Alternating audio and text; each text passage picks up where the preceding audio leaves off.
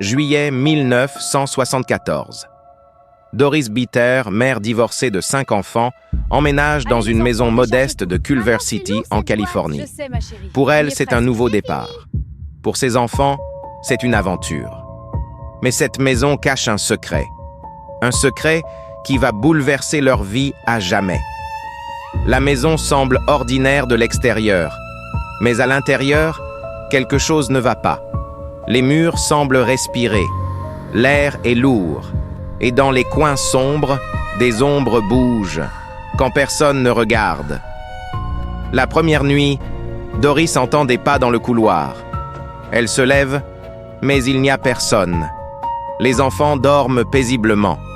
Elle se dit que c'est son imagination, mais le froid qui parcourt son échine lui dit autre chose. Le lendemain matin, Doris découvre que les chaises de la cuisine ont été déplacées. Les couverts sont éparpillés sur le sol.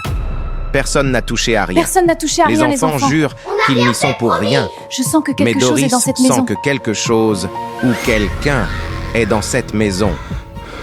Les enfants commencent à avoir peur. Ils refusent d'aller se coucher seuls. Ils parlent d'un homme noir qui les regarde depuis les coins de leur chambre. Doris essaie de les rassurer, mais elle aussi commence à voir des choses qu'elle ne peut pas expliquer. Un matin, Doris se réveille avec des marques rouges sur ses bras, comme des griffures. Elle ne se souvient de rien. Elle se dit qu'elle a dû se blesser en dormant, mais les marques sont trop précises, trop parfaites pour être accidentelles. Les nuits deviennent insupportables. Doris entend des coups sourds contre les murs, des chuchotements dans le couloir. Parfois, elle sent une main invisible qui la touche, qui la pousse. Elle commence à perdre le sommeil. La peur devient sa compagne constante.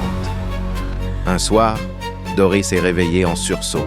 Elle sent une présence lourde dans la pièce, quelque chose de malveillant. Elle essaie de crier, mais aucun son ne sort. Elle est paralysée. Et puis, elle sent des mains invisibles qui la frappent. Des coups violents, réels, douloureux. Le lendemain matin, Doris se regarde dans le miroir. Son corps est couvert d'ecchymoses, des bleus en forme de doigts sur ses bras, des marques de strangulation sur son cou. Elle n'a pas rêvé. Quelque chose l'a attaquée, quelque chose de réel. Les enfants voient tout. Ils entendent les cris de leur mère la nuit. Ils voient les meubles bouger seuls. Ils sentent la même présence malveillante. Mais ils sont trop jeunes pour comprendre, trop effrayés pour parler. Une nuit, des hurlements résonnent dans toute la maison. Ce ne sont pas des cris humains, c'est quelque chose de plus ancien, plus sombre. Les enfants se cachent sous leur couverture. Doris prie pour que cela s'arrête. Mais cela ne fait que commencer. Un jour, alors que Doris fait la vaisselle, elle est violemment projetée contre le mur de la cuisine, devant ses enfants, devant ses voisins qui passent par la fenêtre. Personne ne voit ce qui l'a frappée, mais les marques sur son corps sont bien réelles. Doris commence à entendre des voix. Elle murmure son nom. Elle la menace. Elle la nargue. Parfois, elle rit, un rire démoniaque qui résonne dans les murs. Elle essaie de les ignorer, mais elles deviennent plus fortes, plus claires. Un soir, Doris n'est plus elle-même. Ses yeux deviennent noirs. Sa voix change. Elle parle avec une voix masculine, grave et menaçante. Elle dit des choses qu'elle ne devrait pas savoir. Les enfants pleurent. Ils ne reconnaissent plus leur mère. Doris ne dort plus.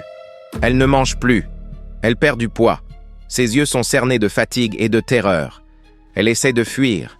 Mais chaque fois qu'elle ouvre la porte, quelque chose la pousse à l'intérieur. Elle est prisonnière. Prisonnière de sa propre maison. Désespérée, Doris contacte la police. Mais quand les officiers arrivent, il n'y a rien à voir. Pas de traces, pas de témoins.